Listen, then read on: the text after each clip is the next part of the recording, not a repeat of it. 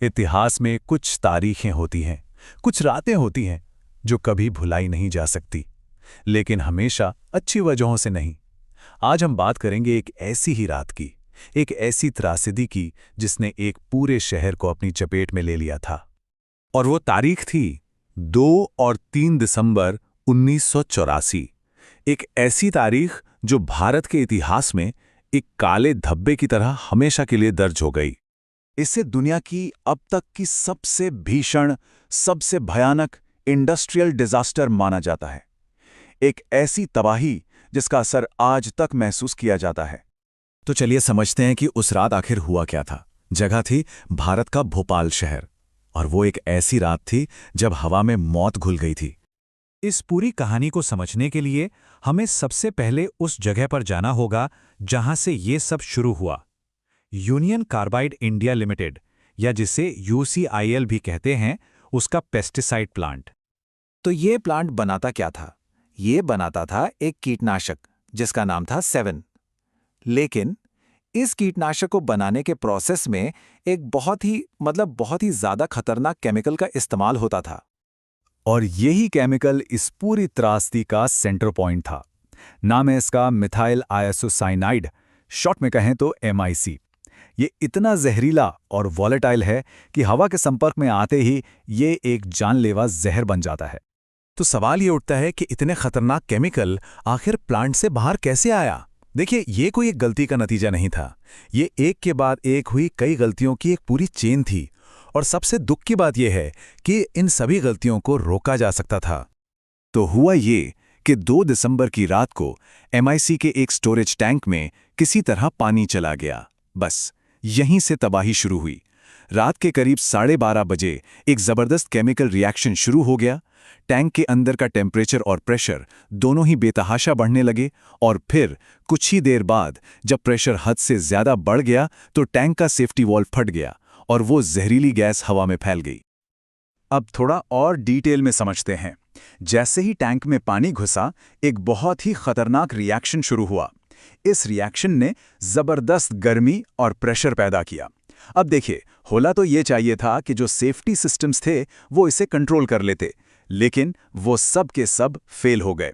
जो refrigeration system tank को ठंडा रख सकता था, वो पैसे बचाने के चक्कर में बंद पड़ा था। जो फ्लेयर टॉवर गैस को जलाकर खत्म कर सकता था, वो भी आउट ऑफ ऑर्डर था। नतीजा, प्रेशर इतना बढ़ गया कि उसे कोई रोक नहीं पाया और सेफ्टी वाल्व फट गया। और देखते ही देखते जहरीली गैस का एक पूरा बादल सोते हुए शहर के ऊपर फैल गया। कितनी गैस? करीब 40 टन। जरा सोचिए इस आंकड़े के बारे में। 40 टन जहरीली MIC गैस। ये एक तरह का अदृश्य कातिल था जो बस कुछ ही मिनटों में पूरे इलाके में फैल गया। अब ये तो थी टेक्निकल फेलियर की कहानी, पर इसका इंसानों पर क्या असर हुआ? चलिए अब इस त्रासदी के मानवीय पहलू को देखते हैं, जो कि सबसे ज्यादा दिल दहलाने वाला है। इस जहरीली हवा में सांस लेते ही लोगों का दम घुटने लगा। उनकी आंखों और फेफड़ों में भयानक जलन हो रही थी। ऐसा लग रहा था जैसे अंदर आग लग गई हो। बहुत से लोग तो हमेशा के लिए अपनी आंखों की रोशनी खो बैठे, और जो लोग उस रात किसी तरह बच भी गए, उनकी जिंदगी भी नर्क बन गई। कैंसर, बच्चों में जन्म से ही बीमारियां और सांस की ऐसी तकलीफें जो उम्र भर उनका पीछा नहीं छोड़ती। एक अंदाजे के मुताबिक 5 लाख से भी ज्यादा लोग सिर्फ एक रात में उस जहरीले धुएं की चपेट में आ गए थे। 5 लाख! और इन 5 लाख लोगों में से 15,000 से भी ज्यादा लोगों की आखिरकार इस जहर के कारण मौत हो गई। 15,000 से ज्यादा जाने। ये आंकड़े हमें पूरी तस्वीर दिखाते हैं। एक तरफ वो लोग हैं जो उसी रात मारे गए, और दूसरी तरफ वो हजारों लोग हैं जिन्होंने सालों तक दर्द झेला, बीमारियां सही और फिर धीरे धीरे दम तोड़ दिया। पर कहानी यहां खत्म नहीं होती।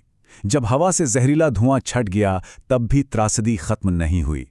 जो लोग बच गए थे, उनके लिए एक और लंबी और मुश्किल लड़ाई शुरू हो चुकी थी। न्याय के लिए लड़ाई। तो जिम्मेदार कौन था? जाहिर है इसकी जिम्मेदारी कंपनी पर थी, यानी कि parent company union carbide corporation या UCC और उसके CEO वॉरेन एंडरसन पर। सालों तक केस चला, लंबी कानूनी लड़ाइयां हुईं, और आखिर में जाकर कंपनी और भारत सरकार के बीच एक फाइनेंशियल सेटलमेंट हुआ। सेटलमेंट्स में तय हुआ कि यूनियन कार्बाइड $470 मिलियन का मुआवजा देगी। ये बात है 1989 की, और उस समय ये रकम करीब 750 करोड़ रुपए थी।